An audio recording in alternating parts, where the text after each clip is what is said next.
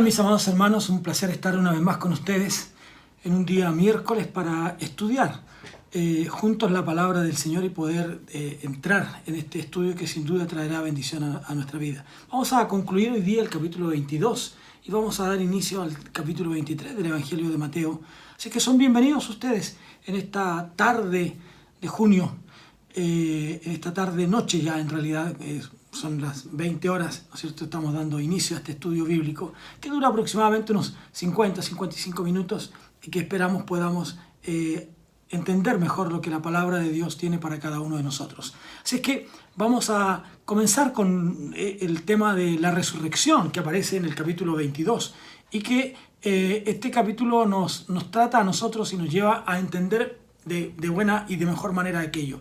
Los evangelios sinópticos, ¿no es cierto? Los tres sinópticos relatan esta confrontación única que tiene Jesús con los saduceos, pero a solas, ¿no? Ya que lo había hecho antes en el capítulo 16, en el texto 1, si ustedes quiero leerlo para ustedes para que podamos entenderlo mejor. En el capítulo 16, el texto 1 dice: vinieron los fariseos y los saduceos para tentarle, ¿no? Aparecen este grupo de personas con la intención siempre de estar buscando en Jesús algún momento para hacerlo cometer algún error. Los saduceos eran una secta religiosa y que muchos piensan que tuvo su origen en Sadoc. Hay varios sacerdotes asociados con este nombre. Sin embargo, la mayoría de los escritores se atreven a señalar que este podría haber sido el sumo sacerdote durante el reinado de David, como el más probable, como el más cercano al hecho de que haya sido a través de este nombre, ¿no es cierto?, que se tomara para darle el nombre a los saduceos.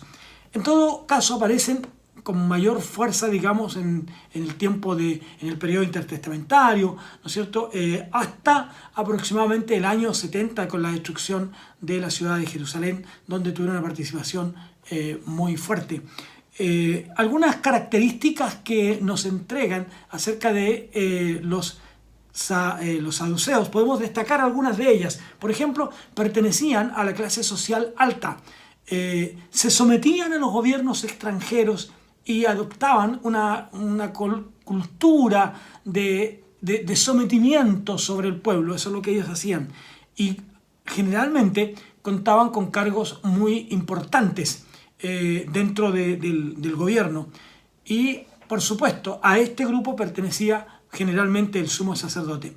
Ellos negaban a Dios y negaban que Dios interviniera en los asuntos personales, en los asuntos diarios de la vida de las personas, y por supuesto tampoco estaban de acuerdo con la vida después de la muerte. Por lo tanto, la idea de los saduceos era que había que disfrutar, que había que vivir, que había que estar en el momento y olvidarse de todo lo demás porque nada ocurriría después. Entonces, le daba lo mismo la importancia en cuanto a la tradición oral de las escrituras. No les llamaba la atención, no les daba ninguna importancia, así es que ellos rechazaban totalmente la ley oral y se apoyaban generalmente en los libros de Moisés, o los libros mosaicos, como se llaman también, o el Pentateuco, como nosotros lo conocemos. Así es que eso eran los saduceos. Ahora bien, fíjense ustedes que hay algunos elementos aquí que nosotros encontramos en este capítulo 23, ¿no es cierto?, que nos lleva a pensar lo siguiente. Dice: aquel día vinieron a él los saduceos que dicen que no hay resurrección y le preguntaron diciendo: Maestro, Moisés dijo, si alguno muriere sin hijos, su hermano se casará con su mujer y levantará descendencia a su hermano. Aquí están hablando acerca de la resurrección y cómo la resurrección podría afectar la eternidad, ¿no? Como el hecho que las personas resucitaran. Y aquí es donde ellos empiezan a crear este conflicto. Esto traería serios problemas al momento de la resurrección. Entonces, ellos lo plantean de esta manera con el propósito de desacreditar a Jesús, mostrando lo ilógico, diríamos, ¿no es cierto?, lo insostenible desde la perspectiva de ellos, de la posición de aquellos que pensaban, creían que habría resurrección. Ellos sabían que, por ejemplo, los fariseos la enseñaban como una doctrina, ¿no? Como una doctrina fuerte, y por supuesto Jesús también. Ahora, ellos citan este pasaje del Pentateuco, donde Dios requiere que un hombre se case, por decirlo así, con su cuñada, ¿no? Este sería el parentesco si su hermano, ¿no es cierto?, si su hermano, el esposo de ella, muriera sin dejar descendencia. Esto es conocido como la ley del levirato, ¿ya? Por lo tanto, para ellos la ley del levirato comprobaba, para ellos esta ley comprobaba que Moisés no creía en la vida después de la muerte, desde la perspectiva de los fariseos, ¿ya? Y parece entonces de esta manera que los saduceos no mencionaron otra condición para sostener aquello que menciona el texto, pero hay mucho más en el texto. Ahora bien, veamos algunos elementos que tenía la ley del levirato.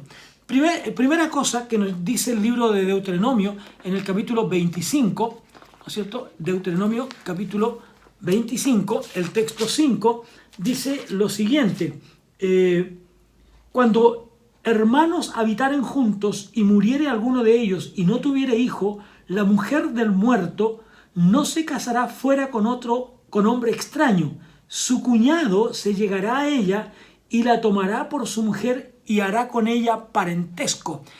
El primogénito nacido, la viuda debía casarse con su cuñado, esa es la primera cosa. En segundo lugar, el primogénito que nacía de esta unión, de esta unión marital, ¿no es cierto?, al cumplir el levirato llevaba el nombre del fallecido. No solo eso, fíjense lo que dice el texto 6: y el primogénito que ella diere a luz sucederá en el nombre de su hermano muerto, para que el nombre de éste no sea borrado de Israel. Es decir, para que no se olvide la existencia de este hombre, porque a través de este hijo nacido en este matrimonio se recordaría al difunto.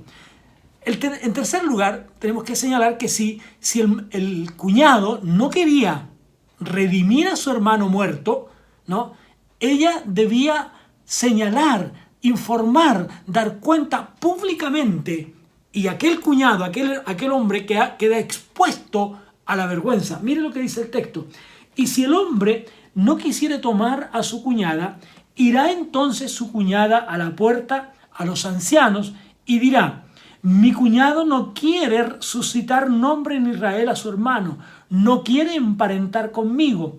Entonces los ancianos de aquella ciudad lo harán venir y hablarán con él. Y si él se levantare y dijere: no quiero tomarlo, se acercará entonces su cuñada a él delante de los ancianos y le quitará el calzado del pie y le escupirá en el rostro. Y hablará y dirá: así será hecho al varón que no quiere edificar la casa de su hermano. Y se le dará este nombre en Israel: la casa del descalzado, la casa del descalzado. Entonces, esta ley obligaba, ¿no es cierto?, al cuñado a tener una relación marital con su cuñada, y por lo tanto el primer hijo nacido llevaba el nombre y la descendencia del hermano muerto. En cuarto lugar, cuando el hombre, el cuñado en este caso, redimía a esta mujer, a esta cuñada, a esta mujer del fallecido, estaba obligado, como ya dije, ¿no es cierto?, a procrear para garantizar la descendencia del hombre muerto, para que no fuera borrada. Esto era tan serio, esto era tan así, que el que debía redimir podría morir si se rehusaba a procrear. Así es que esto es lo que van, fíjense ustedes, señalando los saduceos. Ahora, en quinto lugar, el levirato es la ley que se cumple al redimir una viuda. Como por ejemplo, tenemos un caso en el caso de Ruth. Ruth, recuerden ustedes, había muerto su esposo en Moab, ¿no es cierto? Y ella volvió con su suegra a Israel y pudo, digamos, ser redimida, ser rescatada, ser restaurada, ser levantado el nombre de su esposo a través de Booz, ¿no?, que la redimió luego de que su familiar, su pariente, no quiso hacerlo. El único que quedaba exento de esta ley, de la ley del levirato, era el sumo sacerdote. Esto porque la ley obligaba al sumo sacerdote a tomar por mujer a una virgen.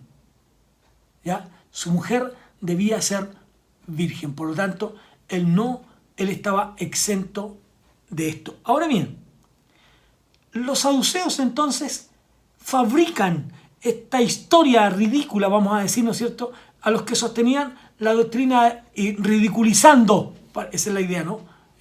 Ellos levantan este cuento para ridiculizar a los de la doctrina de la resurrección. Así es que ellos dicen, 7 hermanos en orden se casaron con una mujer y ninguno dejó descendencia. Miren lo que dice el texto. Hubo pues entre nosotros 7 hermanos. El primero se casó y murió, y no teniendo descendencia dejó a su mujer a su hermano. De la misma manera también el segundo y el tercero hasta el séptimo. Y después de todos murió también la mujer. En la resurrección, pues, ¿de cuál de los 7 será ella mujer, ya que todos la tuvieron? ¿Ya? Entonces, ellos entendían este hecho, ¿no es cierto? ¿Cómo va a ocurrir en la eternidad? Y eso es algo que de repente también algunos hoy se preguntan, con esto de la ley de divorcio, por ejemplo, ¿no es cierto?, que permite a los hombres volver a casarse, con algunos que no entienden bien lo que será la vida eterna, esta conciencia de la eternidad, ¿cómo va a ser, no? Allá, entonces dicen, bueno, ¿cómo va a ocurrir un hombre que se casó más de una vez o una mujer que así lo hizo? Ahora, Jesús señala, diríamos, 2 errores en esta exposición de los saduceos. La primera de ellas, él les dice en el texto 29, entonces respondiendo Jesús les dijo, erráis, ignorando las Escrituras y el poder de Dios. ¿Ya? Erráis. Ahora, ¿qué es lo que hace Jesús aquí? Lo que Jesús está haciendo es apelar como ellos lo hicieron, apelando a la Escritura, al Pentateuco. Jesús también lo hace y contesta con un mismo texto del libro del Antiguo Testamento, para nosotros el Antiguo Testamento, ¿no? Y que dice, yo soy el Dios de Abraham, el Dios de Isaac y el Dios de Jacob. Dios describe entonces allí en ese texto la relación con Abraham muerto ya hacía muchos años, como una relación que permanece en el tiempo, ¿no? Este tiempo presente de Dios, Dios se relaciona con las personas estando ya, ahora, ¿no? Entonces, él se apega a este sentir del texto teniendo esta función de sujetos y no de objetos. No son seres muertos, sino que son personas que están en la presencia del Señor y que actúan. Ellos pertenecen a Dios, ellos responden a Dios y son personas vivientes, diríamos, ¿no?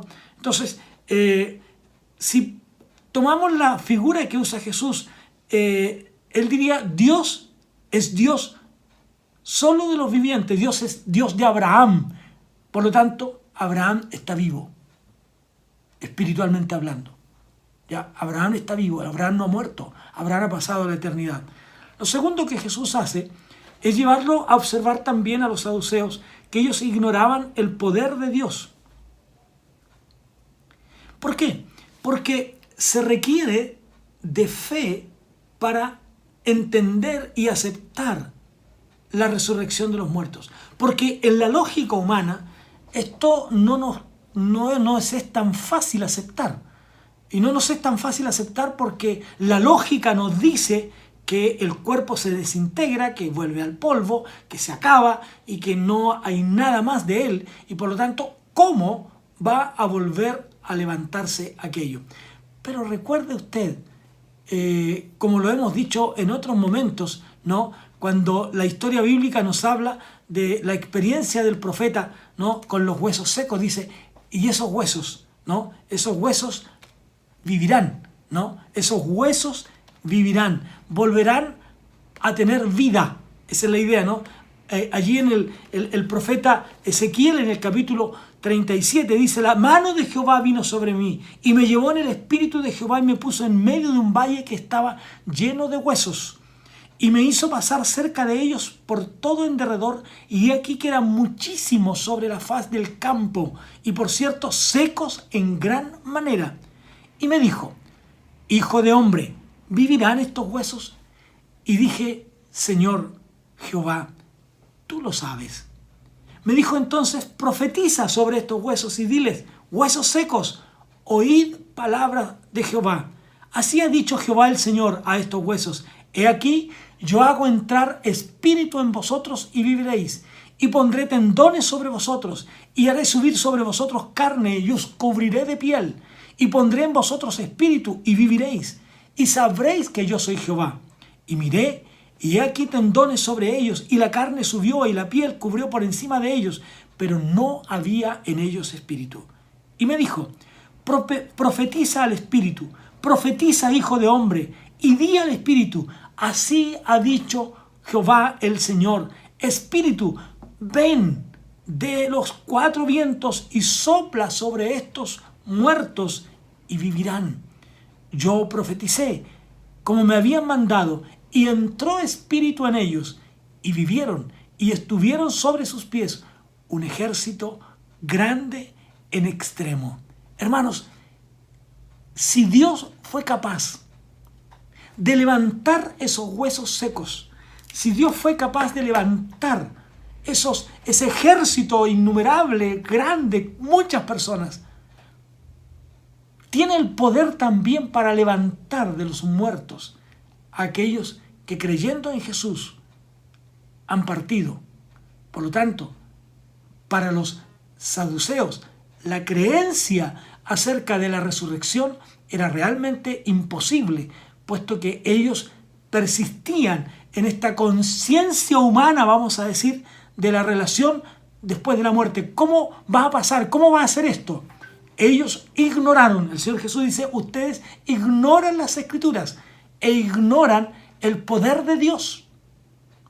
Ustedes ignoran las Escrituras e ignoran el poder de Dios. Entonces, no era fácil para ellos entender aquello, ¿no? Así es que la resurrección de los muertos era real. Dios tiene el poder para hacerlo. Dios lo hará como Él así lo desea, como Él así lo quiere, ¿no? Además, podemos decir que los saduceos ignoraban la naturaleza de la vida futura, ¿no? Y por eso es que Jesús va a explicarles con el fin de terminar con el problema que ellos tenían en su propia mente. En la vida terrenal, los hombres mueren. Los hombres mueren, es verdad. Pero para entenderlo, en el cielo, en cambio, no existe la muerte. Por lo tanto, los que resucitan, los que van a vivir con el Señor, no verán más la muerte. Nunca más entrará en ellos. ¿Dónde está, oh muerte, tu aguijón?, diría el apóstol Pablo. ¿Dónde, oh sepulcro, tu victoria? ¿Dónde, oh muerte? Tú que no pudiste con la vida de Jesús, tú que no pudiste destruir a Jesús, tampoco podrás destruir a estos que han creído en Él y que serán vivificados y que serán levantados, que serán resucitados, que serán fortalecidos para gloria eterna.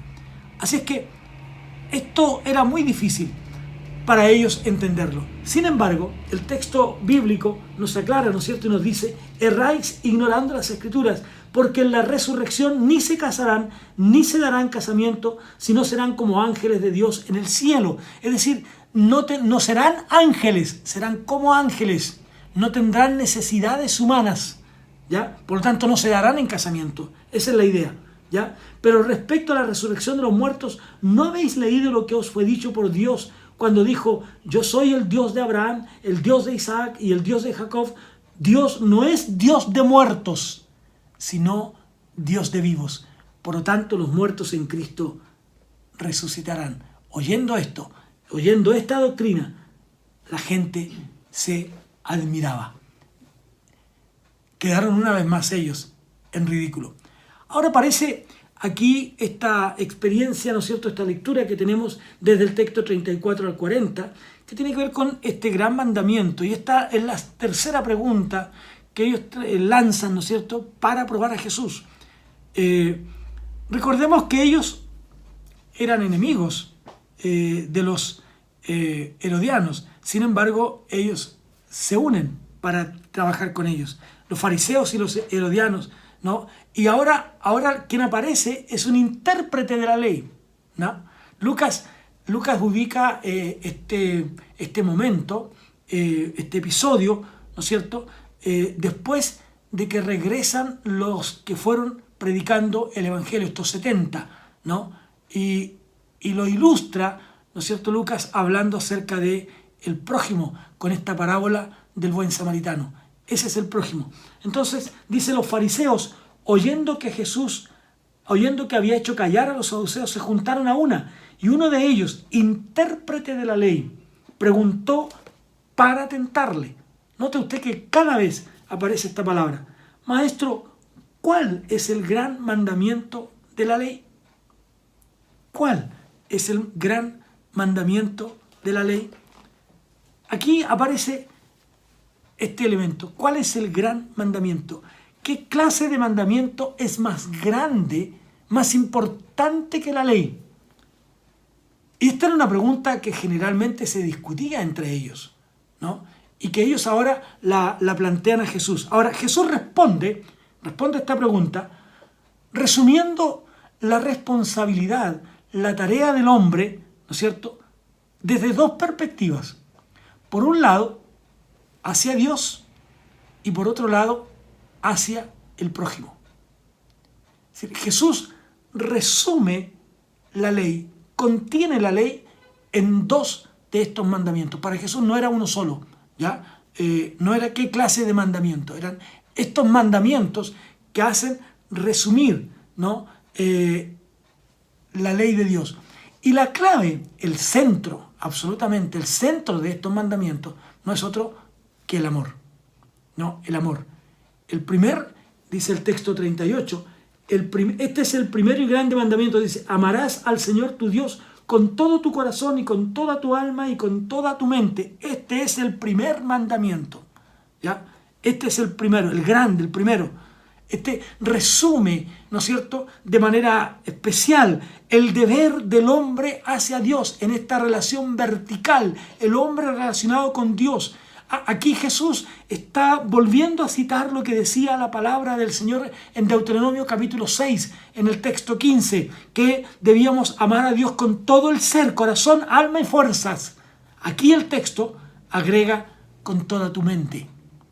Es decir, todo el ser humano debe amar a Dios sin dejar nada de él mismo fuera, ¿no? Con todo su corazón, con toda su alma, con todas sus fuerzas y con toda su mente. Es decir, nada de él debe quedar libre de expresar el amor a Dios. Al contrario, todo él debe amar a Dios. Así es que Jesús cita aquello. Y el único elemento, como dije, que le agrega tiene que ver con la mente. Ahora, según Lucas, Jesús menciona estas tres áreas que habla el texto de Deuteronomio, y agregando este elemento importante de la mente que tiene que ver con el pensamiento. Es decir, aún lo que piensas, debes amar a Dios aún con tus pensamientos, ¿ya? No solo con tu corazón, no solo con tu alma, no solo con todas tus fuerzas, sino también con todos tus pensamientos. Que los dichos de mi boca y la meditación, ¿no?, la meditación de mi corazón sean gratos delante de ti, oh Señor. ¿Qué está usted pensando? ¿Qué está usted haciendo con su mente? ¿En qué cosas usted está reflexionando? La mente, ¿no? Entonces, no se debe procurar una distinción entre una y la otra, sino que el corazón, ¿no es cierto?, era el asiento de la voluntad, el asiento de la voluntad, del propósito del ser humano. Allí estaba lo que el hombre quería, por eso que el texto dice, donde está el interés del hombre, el corazón del hombre, allí está su objetivo, ¿no? El alma se refería a este sentido más amplio, ¿no?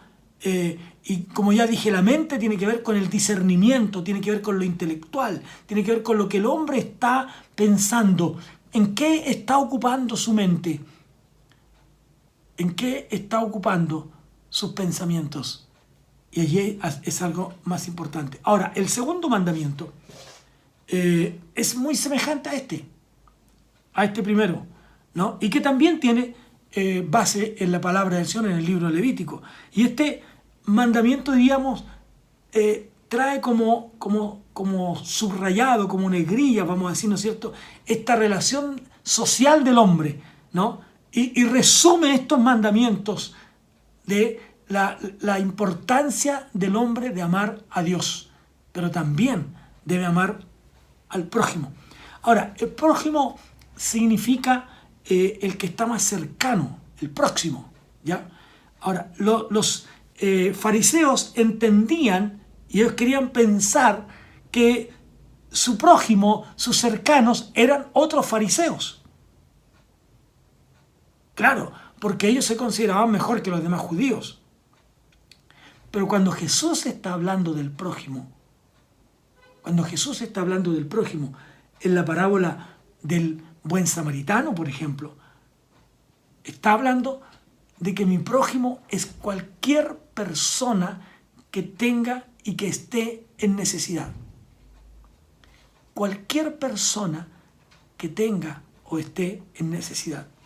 Entonces, el fariseo no preguntó por el segundo mandamiento, pero Jesús lo agrega en su respuesta. ¿Por qué? Porque la relación del hombre abarca no solo lo vertical, no solo la relación del hombre con Dios, sino también la relación horizontal del hombre con el hombre, del hombre en su relación con los demás, con la sociedad en la que vive. Por eso es que los cristianos no podemos abstraernos de lo que ocurre en nuestra sociedad. No podemos. No podemos quedar a la deriva, no podemos quedar al margen de estas discusiones sociales que hoy día hay en el mundo y en nuestro país. No podemos quedar ajenos ante la necesidad de la vida de las personas que sufren hambre en el mundo, en nuestro país. No podemos estar exentos de ello. No podemos estar exentos de aquellas personas que tienen un sueldo miserables, con los cuales no pueden vivir. No podemos estar exentos, no podemos estar ajenos a lo que la gente vive con el hambre, con la escasez. No podemos estar quietos y quedarnos tal vez tranquilos, mudos frente a los problemas sociales que hoy hay en nuestro país, como la salud, como la educación y como tantos otros. No podemos. Tenemos que dar una palabra, tiene que preocuparnos a eso, porque esos son nuestros prójimos. Ahora, hay cosas que tal vez nos va a costar más hacer, pero hay otras que debemos hacer, ¿no?, con nuestros prójimos. Pero no, nuestros prójimos no solo son los fariseos. No podemos solo pensar en los que están allí, alrededor nuestro, en la iglesia, en el lugar, en el clan de la iglesia, donde nosotros nos movemos. No podemos solo ayudar a este clan, sino que tenemos que ir más allá de Jerusalén. Tenemos que ir más allá de Jericó. Tenemos que ir a Samaria. Y cuando los samaritanos nos necesitan, tenemos nosotros también que dar de nosotros para ayudar a nuestro prójimo. Porque en la opinión de Jesús, el prójimo es todo aquel que esté en necesidad. No solo aquel que no está recibiendo ayuda cercano a nosotros. ¿Ya? La iglesia del primer siglo, la Biblia nos dice que tenían todas las cosas en común y no había entre ellos necesitados. ¿Por qué? Porque los hermanos se preocupaban de la atención de unos y de otros, es cierto, pero más allá de Jerusalén habían también necesitados, como este samaritano. Más allá de Judea habían necesitados, ¿no? El apóstol Pablo recorre las iglesias de Macedonia solicitando en un momento determinado ayuda económica para los pobres, para los hermanos en Jerusalén, porque estaban pasando por un momento de necesidad. Por lo tanto, los necesitados, el prójimo de aquellos de aquellos que estaban allá, que eran gentiles, que no tenían que ver con Jerusalén, que estaban lejos. Pero estos eran sus prójimos, así como lo serían para los de Jerusalén los demás. Y Pablo recorre aquellos lugares buscando ayuda, buscando la manera de colaborar con ellos. Y yo creo que hoy día la iglesia evangélica en general tiene una gran responsabilidad frente al mundo, frente a la sociedad en la que nosotros vivimos. No para pelear por nosotros, sino para ver cómo somos capaces de ayudar a nuestro prójimo. Ahora bien, aparece luego en los textos 41 al 46, para terminar ya con este capítulo, ¿no es cierto?, esta pregunta de Jesús ahora a los fariseos. Habiendo escuchado estas preguntas que ya les mencioné, ¿no es cierto?, que hicieron los herodianos, que hicieron los fariseos, que hizo este intérprete de la ley, ahora Jesús, ¿no? Jesús es quien lanza la pregunta y dice, y estando juntos los fariseos, Jesús les preguntó diciendo, ¿qué pensáis del Cristo? ¿Qué pensáis del Cristo? ¿No? Esta es una pregunta absolutamente mesiánica, ¿no? ¿Cuál es la opinión de ustedes acerca de Cristo? Y luego hace una pregunta del momento. ¿De quién es hijo el Cristo? Ahora, aquí Jesús, yo diría, los lleva a confrontarse con ellos mismos. Los lleva a enfrentarse con sus propias ideas acerca del mesianismo y el Mesías, ¿no? Con sus propias interpretaciones de lo que sería el Mesías. Ellos mismos están enredados y los lleva a enredarse en sus propias preguntas. Así es que él los lleva a este concepto. El concepto que ellos tenían del Mesías era distinto. Ellos rechazaron a Jesús. ¿Por qué? Porque tenían un concepto equivocado, un concepto erróneo. Ellos esperaban un Mesías político, un Mesías militar, un Mesías poderoso, ¿no?, que los librara de la opresión de los romanos. Ese era su concepto del Mesías. Por lo tanto, si bien es cierto, Jesús desde algunos ángulos, como he dicho otros días, cumplía algunas de esas expectativas, y expectativas realmente extraordinarias, como sanar enfermos, como resucitar muertos, como ser atractivo a la gente lo seguía a Jesús. Entonces para ellos esto era realmente importante. Sin embargo, Jesús no cumplía gran parte de lo que ellos pretendían, y que era su lucha contra el imperio. En consecuencia de eso, Jesús les enseña a amarlo. Así es que el propósito de Jesús de llevar en esta interrogante, ¿no?, es ayudarlos, motivarlos a ver si son capaces de entender esto y si son capaces de cambiar su pregunta. Si cambiar sus conceptos, cambiar sus interrogantes, cómo ellos podían entonces ir en otra dirección, en una dirección espiritual, ¿no? Ellos reunían las condiciones, ¿no? Es lo que Jesús le está preguntando. ¿Creen ustedes que yo reúno las condiciones para ser Mesías? Y claro, ellos podrían decir, sí, algunas cosas de esas sí, porque eres hijo de David, porque tú eres el que puede hacer milagros, porque tú puedes caminar sobre las aguas, porque tú puedes hacer esto. Sí, ¿no? Sí, podría ser el Mesías. Pero la pregunta que Jesús hace a continuación es muy, muy importante. Dice, pues ¿cómo David en el Espíritu le llama Señor? ¿Cómo es que David, siendo el rey y siendo el padre, ¿no?, es que él le llama Señor al Mesías? Esta pregunta de Jesús a los fariseos, diríamos que queda sin respuesta por ellos. ¿Por qué? Porque aquí estaba encerrado todo lo relacionado con la encarnación de Jesús. De ninguna manera el texto que Jesús cita estaría enseñando de que Jesús no sea hijo de David, al contrario. Dice, allí viene la descendencia. Pero ¿cómo es que David mismo lo llama Señor? ¿No? Aquí está encerrado lo que nos decía y lo que nos explica Juan en el capítulo 1, que nosotros hemos leído muchas veces, ustedes y yo, en muchas oportunidades hemos leído este texto, incluso los predicadores hablado acerca de él, pero dice el texto bíblico lo siguiente: en el principio era el Verbo, y el Verbo era con Dios, y el Verbo era Dios. El Verbo, ¿no es cierto?, era en el principio con Dios. Todas las cosas por Él, por el Verbo, fueron hechas, y sin Él nada de lo que ha sido hecho fue hecho. En Él estaba la vida, y la vida era la luz de los hombres. Y luego en el texto 14 dice, y aquel Verbo fue hecho carne, y habitó entre nosotros, y vimos su gloria, gloria como del unigénito del Padre, lleno de gracia y de verdad. Aquel Verbo, aquí está hablando no solo de la divinidad de Jesús, sino también de su encarnación. Aquel Verbo que era Dios, que en Él fueron creadas todas las cosas, se hizo carne y habitó entre nosotros. Y aquel Verbo, como dice el texto de Juan, y aquel Verbo, ¿no?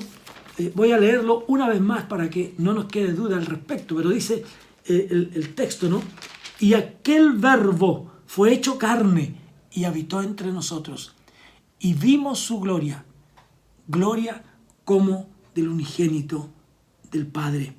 Vimos su gloria. Aquel Verbo. Y aquí está diciendo entonces Jesús en esta pregunta, ¿cómo es esto? Nadie, dice el texto 46, nadie le podía responder palabra, ni osó alguno desde aquel día preguntarle nada más.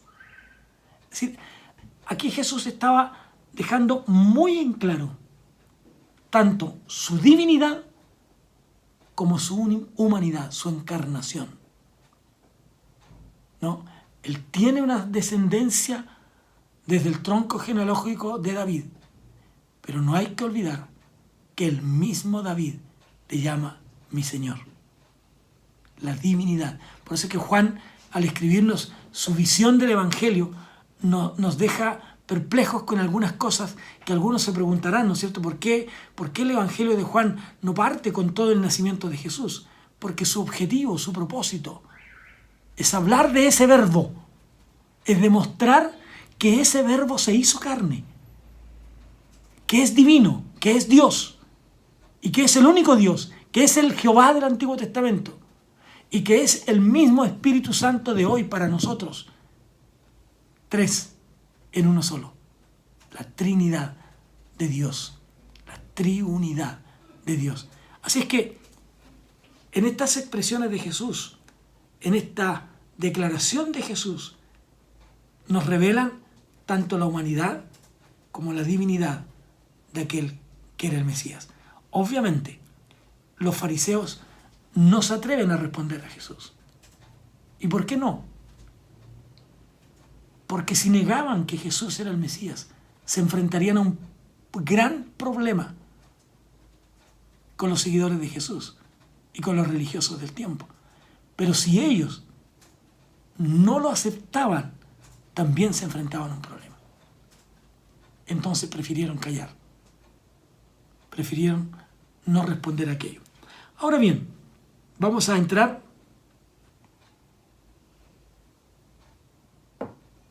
en este capítulo 23, que nos plantea, ¿no?, desde el 1 hasta el 36, un largo pasaje bíblico. Jesús hace una denuncia a los escribas, a los fariseos, en el atrio del templo. Eso es lo que habíamos visto, ¿no es cierto? 3 días antes de su crucifixión. Él se dirige a las multitudes, a sus discípulos.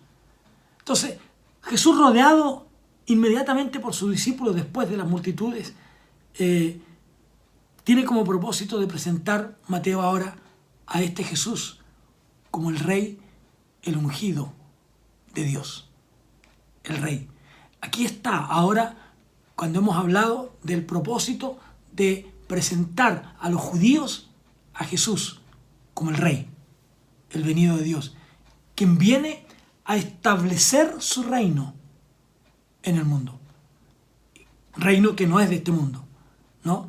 Así es que aquí nos marca esto radical, ¿no? Este contraste tan radical, tan irreconciliable, ¿no es cierto?, entre la naturaleza del reino de Jesús y la religión judía.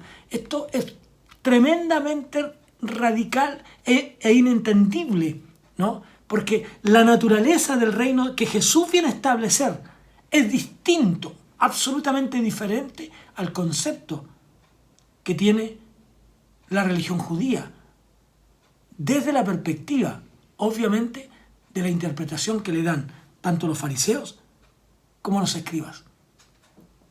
Ellos le dan a esto una perspectiva distinta. Ahora vamos a encontrar en este pasaje bíblico a lo menos un par de divisiones, ¿no es cierto?, naturales.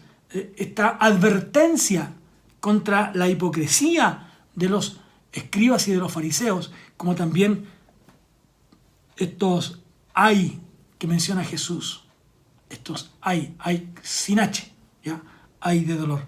Así es que vamos a poner atención a estos pasajes bíblicos. Y lo primero que encontramos es esta advertencia contra la hipocresía. Fíjense lo que dicen, voy a leer algunos textos de aquí. Dice: entonces Jesús habló a la gente y a sus discípulos diciendo: en la cátedra de Moisés se sientan los escribas y los fariseos. Así que todo lo que os digan que guardéis, guardadlo y hacedlo. Mas no hagáis conforme a sus obras, porque dicen y no hacen. Porque atan cargas pesadas y difíciles de llevar, y las ponen sobre los hombros de los hombres, pero ellos ni con un dedo quieren moverlas. Antes hacen todas sus obras para ser vistos por los hombres, pues ensanchan sus filacterias y extienden los flecos de sus mantos, y aman los primeros asientos en la cena, y las primeras sillas en las sinagogas, y las salutaciones en las plazas, y que los hombres los llamen rabí, rabí.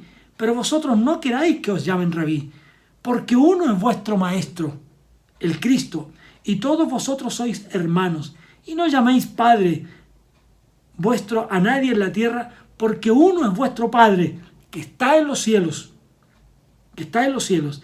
Ni seáis llamados maestros, porque uno es vuestro Maestro, el Cristo. El que es el mayor de vosotros, sea pues vuestro siervo. Porque el que se enaltece será humillado, y el que se humilla será enaltecido. Fíjese, aquí hay cosas bien interesantes que Jesús dice. Él se dirige ahora a la multitud, a todos sus seguidores, a los discípulos, a estos que estaban con él todo el tiempo, a este auditorio que era más grande que los 12, ¿ya? Que era más amplio que los 12, un auditorio constante que iba detrás de Jesús. Pero dice, lo primero que señala, dice, cuando los escribas, cuando los fariseos les enseñen algo, háganlo. Dice, los escribas y fariseos están sentados en la cátedra de Moisés. Tal vez, si uno pudiera leer entre líneas, diría, estos están aquí no porque Dios los colocara, sino porque se aprendieron las leyes. Tienen que hacer ustedes esa diferencia. ¿Qué lleva a Jesús a pensar así? ¿Qué lo lleva a plantear esta situación? Porque él dice, en la cátedra de Moisés aprenden lo que dicen las Escrituras. Por lo tanto, cuando ellos les enseñen las Escrituras, háganlo. Háganlo. Eso es lo que está diciendo el texto, ¿no? Así que todos los que os digan que guardéis, guardadlo y hacedlo. Todo lo que ellos les digan que la ley de Moisés dice, háganlo. Pero cuidado, pero no hagan conforme a sus obras. El problema no estaba muchas veces en la interpretación que ellos podían hacer de las Escrituras, sino que el problema estaba en el hacer. En el hacer. Entonces, Jesús reconoce que la enseñanza de Moisés, que la escuela mosaica donde se aprendían las Escrituras, era legítima. Estaba bien, se enseñaba bien. Y por lo tanto lo que allí se les enseñe y lo que ellos le digan que ustedes tienen que hacer de aquello que aprendieron, díganlo. O de aquello que escucharon más que aprender. Pero el problema está en lo que ellos hacen. Es decir, habían dos cosas aquí muy ciertas. Una tenía que ver con los agregados que ellos hicieron a las leyes.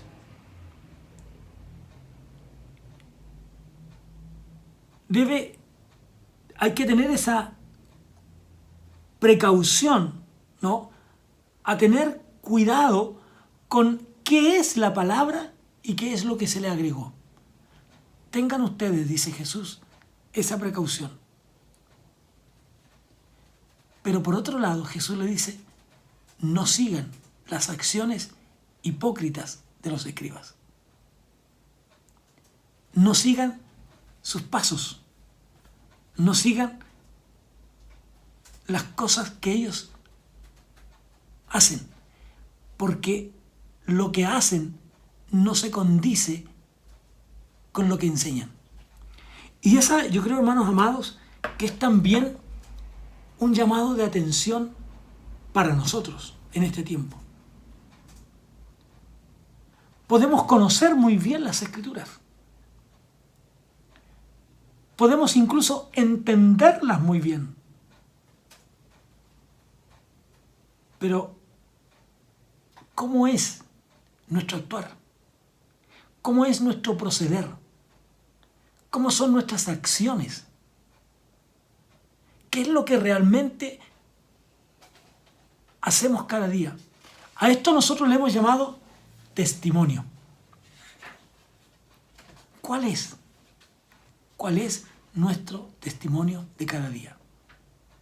Por eso que yo les decía hace un rato, no podemos quedarnos ajenos a los problemas que nuestra sociedad tiene. No podemos dejar de orar para que Dios nos ayude y salgamos de esta crisis pandémica que el mundo tiene. Pero tampoco podemos dejar de orar a Dios y de accionar en lo que podamos frente a las acciones injustas de autoridades y de quien sea, con la gente que sufre, que pasa hambre, que pasa necesidad. No podemos estar exentos. Entonces, ¿por qué? Porque la palabra de Dios nos llama a que nos preocupemos por nuestro prójimo. Así es que una cosa es lo que ellos habían aprendido y otra cosa es lo que ellos estaban haciendo. ¿Qué es lo que los motiva? ¿Cuál era la motivación que ellos sentían hacia esto? Y eran tal las cosas, dice que lo que los motivaba no era el adorar a Dios. La motivación no tenía que ver con la adoración a Dios, sino que la motivación era para ser visto por los hombres, para que los demás vieran lo que hacen. ¿Ya? Para que los demás vieran. Estaban allí haciendo cosas en público para ser apreciado por los demás. ¿Cuál es su motivación cuando usted ayuda, cuando usted ora por alguien? ¿Qué es lo que a usted lo está motivando a hacer aquello? ¿Qué es? ¿Qué es lo que a usted lo motiva a orar por su prójimo? ¿Qué es lo que a usted lo motiva, ¿no?, a ir en ayuda de aquel que es un necesitado? Ese es el gran problema a veces de lo político, que se busca la ayuda de los demás, pero para ser visto por los hombres. Y eso es lo que a Jesús no le agrada. ¿no? Esas prácticas religiosas, incluso esa ostentación para que los demás vieran, ¿no? Al grado, dice el texto 5, ¿no? Antes hacen todas sus obras para ser vistos por los hombres, pues ensanchan sus filacterias, ¿no? Ensanchan sus filacterias para aparentar piedad. Aparentar piedad, ¿no? La filacteria era una cajita de cuero en cuyo interior se colocaban textos bíblicos, ¿ya? Escritos en tiras de cuero. Y esta palabra filacteria, ¿no? Es más bien una adecuación, una transliteración de un vocablo griego, que en el fondo diría literalmente significa una defensa, una guardia, ¿no? Eso diríamos que procuraba defender a aquel que llevaba aquello. Por ejemplo, si usted iba, guardando totalmente las proporciones, pero tenemos que tener cuidado en que a veces podemos usar las cosas como una cuestión tan rutinaria, tan fetichista incluso de pronto, ¿no? En lugar de ser realmente un motivo de adoración a Dios. ¿Por qué es que las personas andan con su Biblia? ¿Para que los identifiquen como evangélicos? ¿Para que aferrados a su propia Biblia entonces nadie le diga nada y él mismo se defienda para no hacer nada incorrecto? ¿Por qué? ¿No? En consecuencia que con la Biblia en la mano o sin ella, nosotros debemos actuar de la misma manera. No debemos promover piedad por el texto que llevamos en la mano. No debemos promover piedad por el texto que llevamos con nosotros, sino que nuestra vida diaria debe promover el hecho de que somos cristianos y que Dios estaba con nosotros. Además, dice el texto, que extendían sus flecos de sus mantos, dice el texto 5, ¿no? Y extienden los flecos de sus mantos, con los cuales también ostentaban una piedad especial. Estos flecos eran bordados de color azul, un símbolo de pureza, ¿no?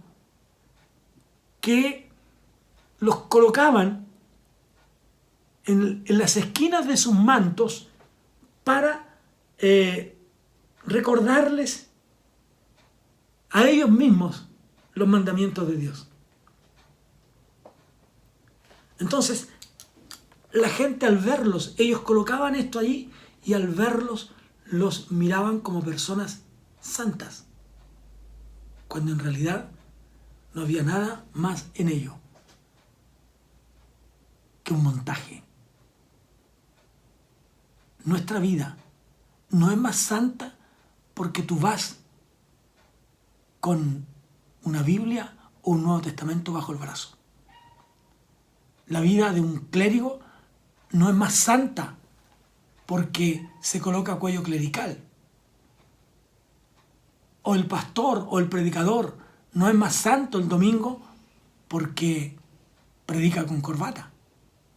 La santidad no tiene que ver con los elementos que llevamos. Nuestra vida es la que debe reflejar santidad. Doquier que estemos, tengamos o no estos atuendos que podrían ser útiles en algún momento determinado,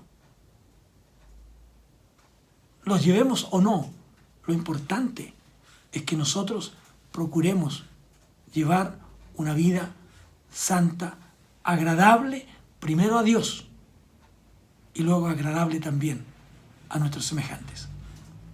Ellos decían algo y hacían otra cosa. Que la gente a su alrededor esté no solo escuchando de usted el mensaje de Dios, que sus hijos, que su esposo, que su esposa, que sus familiares no solo estén escuchando de usted hablar de Dios, sino que vean en usted que usted es una persona de Dios. Y no por la forma en que vestimos, sino por la forma en que vivimos. Oremos. Padre, te damos gracias por tu hermosa palabra cada día. Ayúdanos a que nuestro testimonio sea verdadero, a que nuestro testimonio sea agradable y que en todo lo que hagamos, Señor, tu nombre sea glorificado. Que lo que decimos sea también cumplido a través de nuestras acciones. Guíanos en tu verdad, pues tu palabra es la verdad. Amén y amén. Que Dios les bendiga, mis amados hermanos, y nos encontramos el próximo miércoles para continuar este estudio del capítulo 23 del Evangelio de Mateo. Que Dios les bendiga.